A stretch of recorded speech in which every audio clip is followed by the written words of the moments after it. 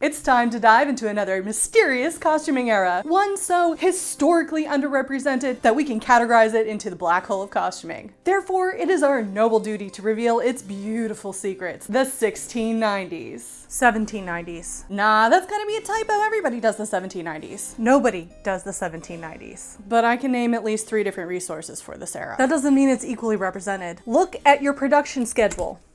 Clearly states 1790s round gown and open robe, not mantuas and lacy chicken headgear. Well, I got dressed in all this for nothing.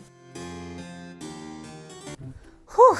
Why does nobody costume in this era? I can't figure it out. It's smack dab in the middle of 2 of the most popular historical eras, the 1780s and the Regency era. It's fun and flexible because you can make one white gown and a bunch of accessories and have a gazillion different wardrobe options. Plus, we've got thorough information about it. In both the American Duchess guides, fig leaf is rampant with patterns. And we even have a big 4 pattern, which makes this extremely accessible. And yet when you search for information, there's plenty of get ready with me's, but very few people have taken the time to break down the construction. So buckle up and let's see if we can figure out why. We're gonna use the simplicity pattern for this. Wouldn't have been my top choice, but I'm doing it for a very specific reason for another video you'll see later. But first we need to do some major surgery on this pattern because it has a notorious reputation. A reputation for what precisely? Let me demonstrate. Here's the bodice front piece, which has a 5/8 inch seam allowance all the way around. Here it is against my body. Here it is with the seam allowances gone. That, my friends, will get me arrested in 7 states. So we're going to need to do a major FBA on this baby. Doing this on gridded wrapping paper makes things a lot easier, so if you need to do an FBA, something to keep in mind. I'm still not very good at FBAs, so I did it off camera. Mock-up number 1. It will come as no surprise to anyone that I had to pinch out 2 darts on each side instead of 1 to account for the fullness of my bust. Other than that, it's fitting pretty well in the front. I cannot say the same for the back. This girl is a mess. The straps are awkwardly long, awkwardly wide. We're gonna have some work that we need to do. First, the easy bit. Let's shorten the straps a little and see how it goes. Good, that's a lot better. I drew where I wanted the strap to land while the mock-up was on my body. Note that for mock-ups, I always cut the seam allowances off of the neckline and arm side when fitting, so I know precisely where they're going to hit in the final make. Yeah, there we go. Looks so much better.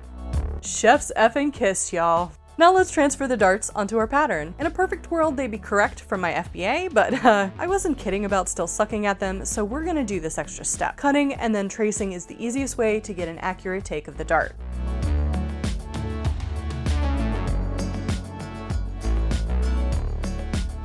Okay, now to mark the rest of your changes. Don't forget to transfer your markings to the new lines, and add back those seam allowances on your neckline.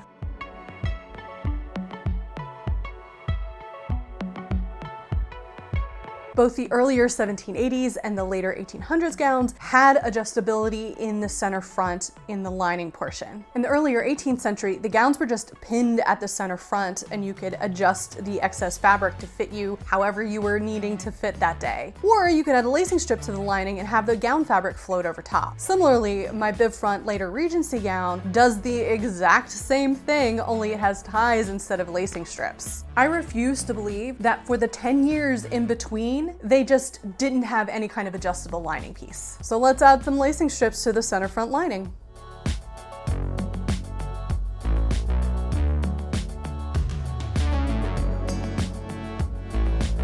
All right, let's do some fitting. I had to take the darts in quite a bit on each side. I adjusted the darts on my body individually, sisters, not twins. There is another problem that I've run into, and that is now that the arm side is way down, dropped on my shoulder, and it shouldn't be like that. To be expected, I have very narrow shoulders, so even though I took it in at the neckline, it's still looking like that, and it's constricting my movement. So I went ahead and just folded it up to where it's comfortable. I'm gonna go ahead and mark that, and then measure it against the seam allowance and make our adjustments from there. Also, here's my lacing strip.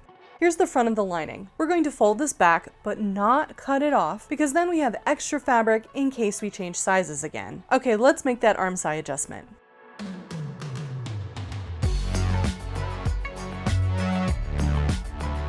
There we go. All right. We have the outer pinned over the under. And apart from the change that we just made to the under, I think we're good to get this cut out. It's nice to have things go easy for a change.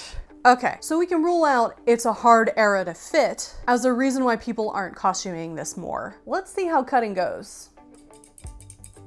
Well, there aren't that many pieces, so that can't be it. Though I do need to point out how honkin' that center front piece is after the extensive FBA. I've opted to cut the strap separate to save fabric. The attached strap is giving modern Big 4 pattern that doesn't care about cutting economically, and we're not here for that BS. Well, that's not the reason. Maybe it's the assembly? So I finished the neck edge of the center front of the lining. I also put in my little lacing strips. We turned this up in prep for the front, like that. The back and side back pieces will be flat lined. You'll want to turn in your seam allowances on all seams. I didn't think about this while I was making the gown, but in retrospect, I hate how thick the seam allowances are. They show through the sheerness of the gown. It'd be a great project for French seams if you're so inclined, or if like me, you're not. Maybe using 1/2-inch seam allowances might be advisable. With all the seam allowances tucked in, now you can pin your backs to your side backs for seaming. We'll be doing the sandwich stitch, so make sure your meat, aka the fashion fabric, is in the center and the bread, aka your lining, is on the outside.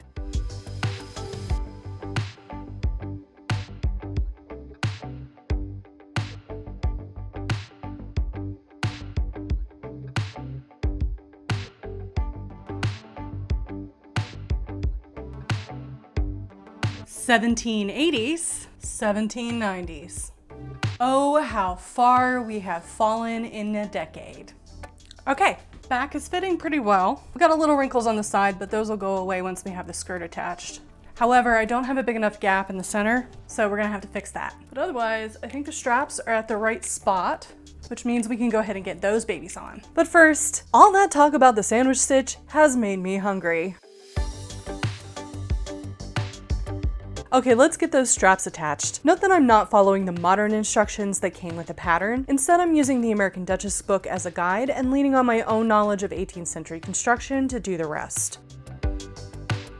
Now is also a good time to fold up the bottom edges of your bodice if you haven't already, tuck them in, and give them a quick baste. Okay, my friends, here we have the center back skirt and the side back skirts attached. Hand stitched, fell down. One thing about this particular Burnley and Trowbridge fabric is that the selvage is really wide on one side and they've got their name in script. So this side has a much wider seam allowance than this side. Kind of annoyed by that because I've lost like a whole inch of width on that one side, but I didn't measure it, so maybe that is not counted in the total width that they list. I don't know. You'll hear more about this in a different video, but I ran into an issue cutting the skirt back out. For some reason, piece number 7, which is the side back skirt, is extremely wide, and it kind of messed with my yardage, and in the end, I decided to just cut a 60-inch panel for the back as I was supposed to, and then cut another 60-inch panel for the side back, and then rip it in half so there was 30 inches on each side. I felt kind of weird about doing this because I want to have that fullness in the back, but I looked at the American Duchess guide, and the dress that they made there has the exact same thing as I do, with a 60-inch and a 30 and a 30 on either side, so I don't feel bad anymore. This pattern is a little sketch, but I think it's just because it's made from a modern pattern company and they're approaching things in the modern mindset instead of the historical mindset, and it's kind of messing things up a little. Now you'll want to fold over and press the top edge of your sewn back/side back panel.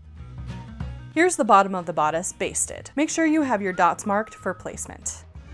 Pin your centers, then place the side back seam at the dot. You'll want to run 2 sets of gathering stitches along the tops of the skirts. I stopped and started at the seams to make it easier to gather evenly. It's a lot of fabric to gather into such a small space. Note that if you're using something thicker than a delicate cotton muslin, you may want to consider reducing the width of your back skirt panel a little bit.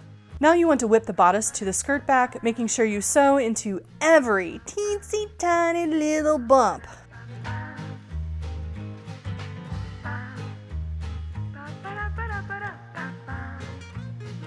Sorry about the dye on my fingers. We're learning advanced dye techniques backstage. Welcome to a 1790s open robe, 1890s style. Why am I wearing my Edwardian S-bend? Because I'm working on 2 projects at once. If you'd like to watch me make a pair of Edwardian combinations, or fit an S-bend corset, or make an S-bend corset, all those videos are already out. I will link them down below. You can watch them after you're done this. In any case, the next step on the instructions is to cut a slit on the center front of the front skirt. Presumably, this is to get it on and off, but in my head, the front of this bodice and the skirt are all drawstring, and they're quite a lot of drawstring. So in theory, I should be able to put this on no problem without having to compromise the integrity of the fabric by cutting a hole in it. I'm gonna baste it together in the center front, baste it onto the already assembled back, and try it on with the right undergarments and see where we're at and see how that looks. If I can get it on no problem, then we should be good to go to finish assembling this thing. What a nice, easy project, which is why I'm doing it while I'm working on my S-bend.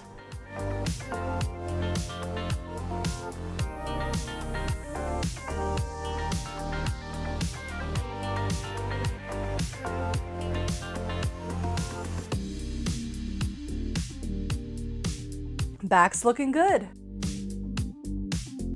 I think it's gonna work, and I think we're good to get everything installed. Woohoo! Last night I got so far as to sew the center front of the bodice, put in tiny little eyelets, get the tape in, and pin the tape channel. And then I realized it's not gonna work, because if I do it this way, I'm not gonna be able to tuck the drawstring invisibly into the inside of the bodice. The drawstring is gonna have to be front and center, and I don't want that. So I'm gonna take out all my work, carefully undo those eyelets, and try and make it look like I didn't poke a giant hole in the middle of my bodice. Fine surgery indeed. Luckily, it's small, and I used an awl. If you're enjoying this video or finding it helpful, please do me a huge favor and like the video and say hello in the comments. The more people engage, the more likely it'll pop up in searches when people are looking for more information on this era. And as always, I want to give a huge shout out to my Ko-fi supporters. Donations are never expected, but always appreciated, and they go straight back into making more content for you to enjoy.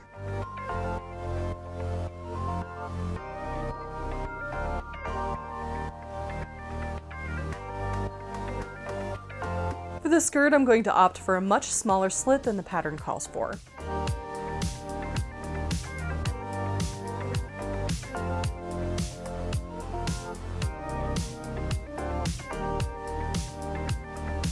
There, not noticeable at all. We're finely hemmed and the drawstring is intact.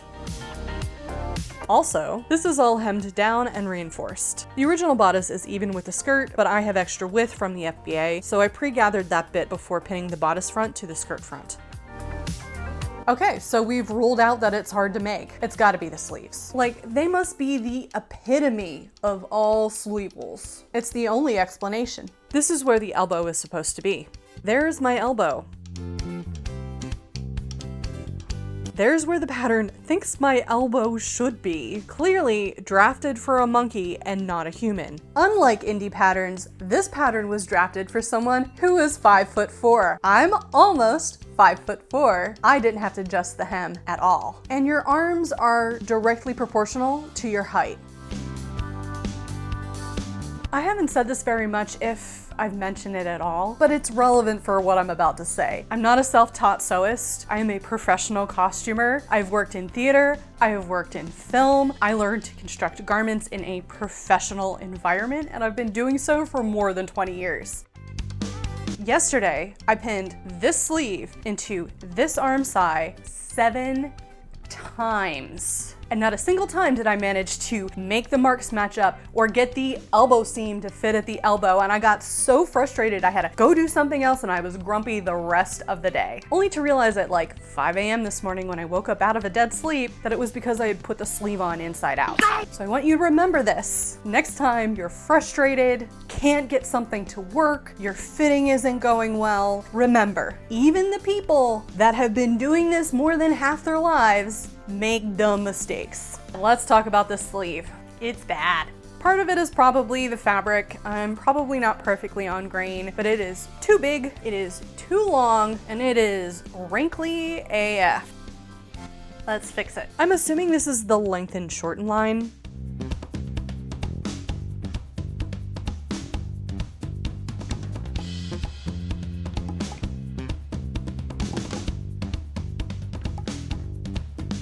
Better, but not great. At least this time I managed to pin it in right the first time. Let's do some measuring.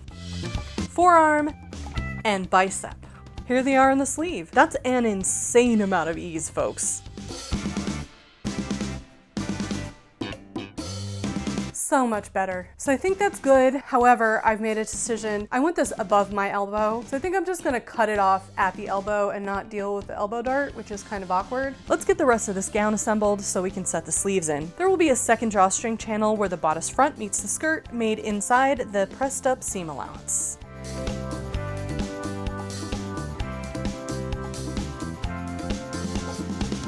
All right, now we're ready to attach the bodice front and front skirt to the rest of the dress. Guess who decided to leave the top of the skirt open at the side seam for pocket slits? Now you'll simply pin it together at the side seams as well as at the shoulder.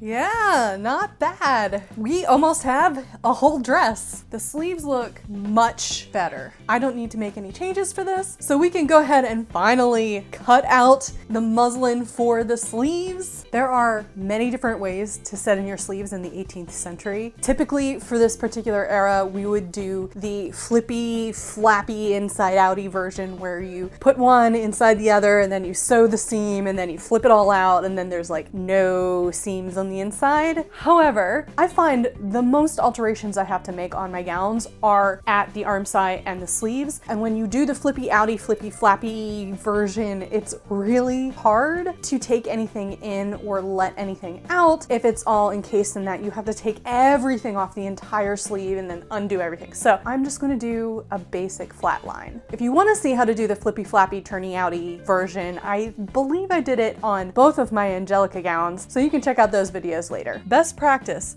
mark your left and right sleeve before you start pinning. Run a gathering stitch between the dots. The sleeve isn't puffy per se, but it does have a little bit of ease in it. Then the side seam. Make sure all your marks are marked and start matching them up, gathering at the top of the sleeve to fit. Last thing to do is hem the gown.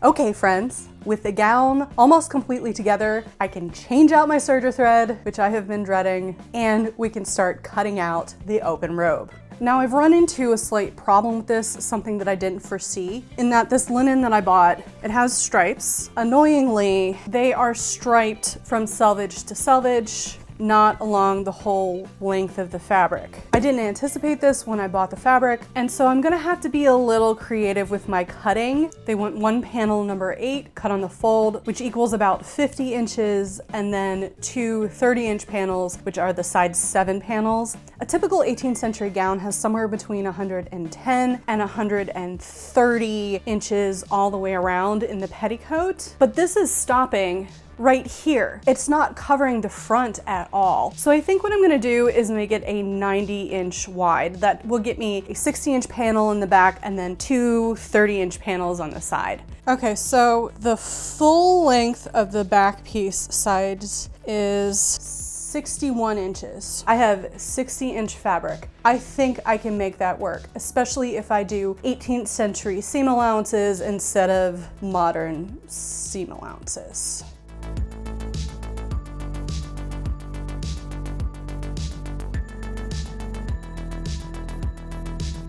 The nice thing about this stripe, I don't need to pull a thread to cut on the straight grain. Here's a handy hack. If your skirt is just a giant rectangle with a train on the bottom, just cut out the train piece. Measure the total length of your skirt and put the bottom of the train at that length. To finish the line of the train, I'll start with the top of piece 7, which is the side of the skirt. Follow the hemline and then adjust the curve slightly to meet the bottom train. Check this out. This is the round gown bodice piece. It fits fully in the excess made by the train, which means the smaller open robe bodice will fit. Oh yeah, good thinking. Okay, here we go.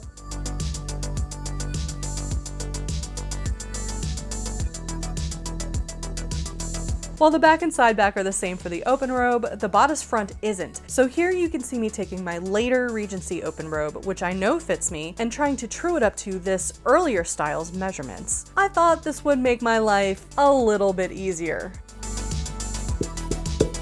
First attempt at the open robe was a complete disaster. 100% did not film. This is the piece I cut out. If I set it on my robe here, my dress, it would look cute if I was doing some kind of cross bodice and wasn't wanting to show off the front of my robe at all, but not exactly what I wanted. And the reason it didn't work was because of the FBA. It has all of that extra space for my bust, but this is going under my bust, so you don't necessarily need all of that space. However, second attempt looks pretty dang good. Pretty happy with it. I ended up just using the OG bodice lining piece, which is also the piece that is meant to be the bodice front of the open robe. I just laid my existing pink open robe over top of it to get a better idea of how long and how low it needed to be. I did make a couple of adjustments. Mostly I've tucked this under, just to get more of the shape that I'm looking for. I will have to put a dart in this. I don't feel like futzing with it. The only weird thing that's happening now is the arm side, and that is again because of the bust size. So I'm just gonna go ahead and cut it out. Hopefully the weight of the robe will pull it down, and it should be fine since it's not actually going up over the mass of my bust, which is really where the the FBI going over my bust. That's really where the FBA does its job. Also, the one benefit for cutting the skirt the way I did, no extra seams, which meant I hemmed this up in a night and a half, and we are ready to get the bodice cut.